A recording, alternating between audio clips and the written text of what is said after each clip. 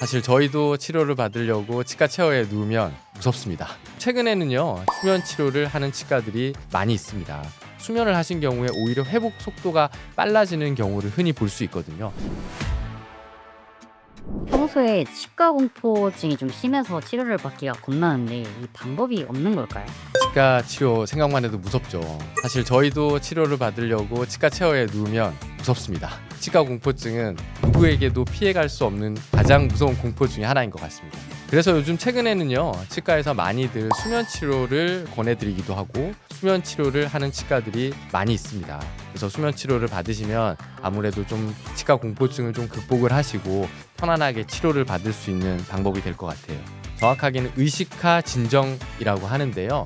약간 의식이 있는 상태에서 이렇게 반쯤 자게 되는 그런 상태를 의미하는데요. 물론 요즘은 그 진정 정도를 조금 더 강하게 유도를 해서 거의 수면과 유사한 상태로 이제 만들어서 치료를 하는 경우들이 많습니다. 이런 경우 당연히 입을 벌리고 있지 않기 때문에 입을 벌려주는 보조기구, 바이트 블럭이라고 하거나 마우스 프롭이라고 하는데요.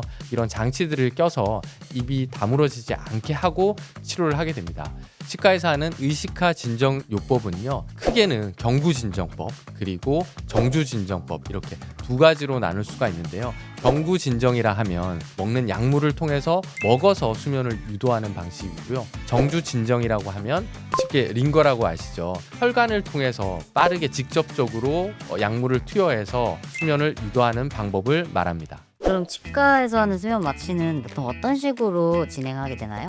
경구 진정의 경우는요, 우리가 먹어서 약물을 섭취하는 경우는 수면을 좀 더 잘 유도하기 위해서 전날에 좀 기름진 음식도 좀 피하시고 신경을 안정시키는, 잠을 좀 잘 주무시는, 편안하게 해주는 약을 하나 더 섭취를 하시고 치과를 내원하시게 되는데요. 그 상태에서 약을 드시고 수면이 유도될 때까지 보통은 한 40분에서 1시간 정도 대기를 하시고요.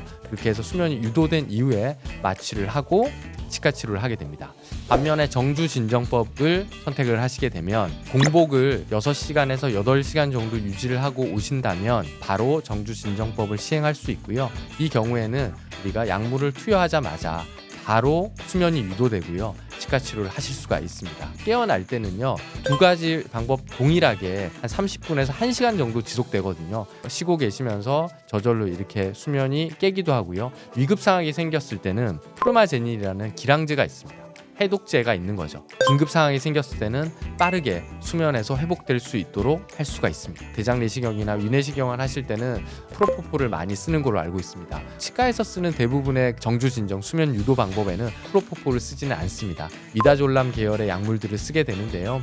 그런 약물들이 좀 더 안전하고 저희가 하는 의식하 진정법은 깊게 수면을 유도하는 것보다는 적절한 수준의 수면을 유도하면서 소통할 수 있는 것도 치료에 굉장히 중요한 포인트이기 때문에요. 드라마나 영화 같은 걸 보면 막 10시간씩 수술방에서 의사들이 식사도 못하고 이렇게 수술을 하는 경우들도 흔히 보실 수가 있는데요. 실제로 이제 치과 치료에서 하는 경구 진정, 정주 진정의 경우에는 추가로 약을 더 투여한다면 좀 더 늘릴 수는 있겠지만 수면의 심도도 떨어지고요. 환자분들이 조금 힘들어 하시거든요. 그래서 가능하면 30분에서 1시간 이내에 치료할 수 있게 치료 계획을 세우고요. 만약에 그 이상이 걸리는 임플란트 수술이라든지 치료라고 한다면 한 번에 하는 게 아니라 1회, 2회 이렇게 걸쳐서 치료 계획을 세우게 되거든요. 근데 수면 마취를 하면은 이 구강 내 마취 주사는 따로 안 맞아도 되나요? 아닙니다. 수면 마취를 하더라도 가수면 상태로 유도를 하는 거지 입안의 조직들이 마취가 되는 건 아닙니다. 그래서 마취를 해서 치료를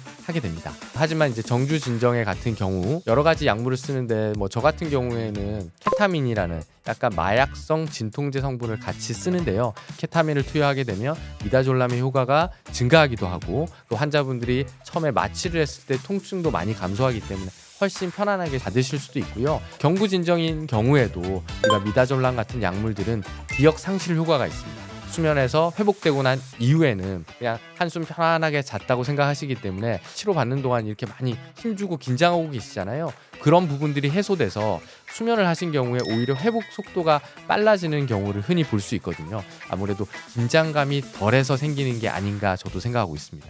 원장님, 그러면은 수면 마취를 하면 치과 공포증도 해결이 돼서 너무 좋은데 수면 마취 모든 치료에 다 할 수 있으면 너무 좋은 거 아닌가요?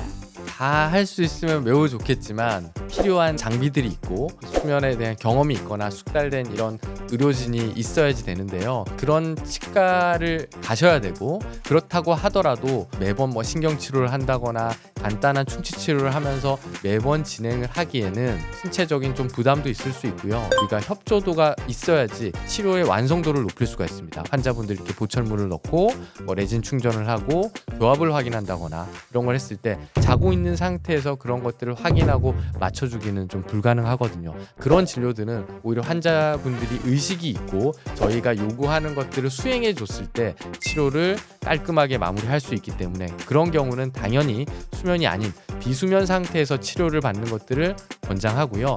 그리고 아까 치과 공포증 때문에 긴장해서 생기는 문제들은 수면을 통해서 치과 치료에 대해서 좀 적응을 하시면 대부분의 경우는 수면을 한두 차례 하시고 나면 그 다음 치료들은 잘 받는 경우들이 있더라고요. 다행히 아직까지 우리나라에서는요, 성인의 경우 수면 치료를 하면서 치과에서 사망사고가 생긴 경우는 보고된 바가 아직은 없습니다.